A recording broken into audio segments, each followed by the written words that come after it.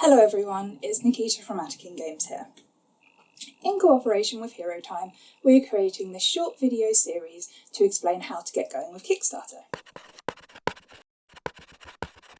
In this video, I'll be taking a closer look at getting your project set up.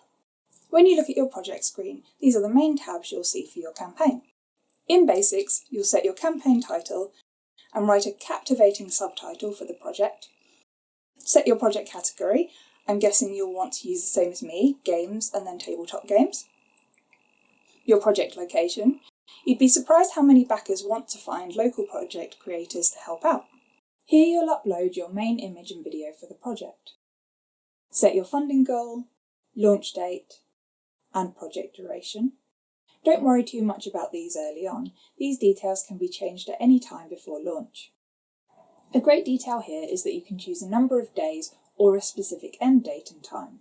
I love this as I always run for 30 days, but this way I can launch at midday but end 30 days later in the evening to get as much time on Kickstarter as possible on that final day.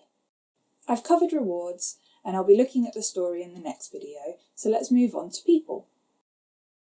I suggested setting up a nice profile here on a previous video. Now that we're focusing on a specific project, you'll want to add any collaborators. This is a very nifty feature if you're working as a team. It means there's no need for one creator to be doing all the work. You can assign collaborators who can edit the project, reply to backers, and help coordinate fulfillment when needed. Also, if you'd like, you can answer some questions about yourself from Kickstarter to help with their research. Payment is another tab we looked at in the setup video, as it can take days for each of these sections to be completed on Kickstarter's end of things, and you don't want this as a hold-up.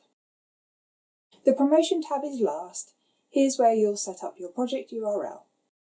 Kickstarter will create a URL based on your current project title. So if your project title is a bit long or has a tagline attached, go back to Basics, change the name to something simple, generate the URL, and then change the project name back.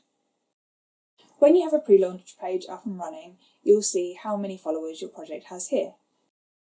You can also set up Google Analytics ready for when you launch.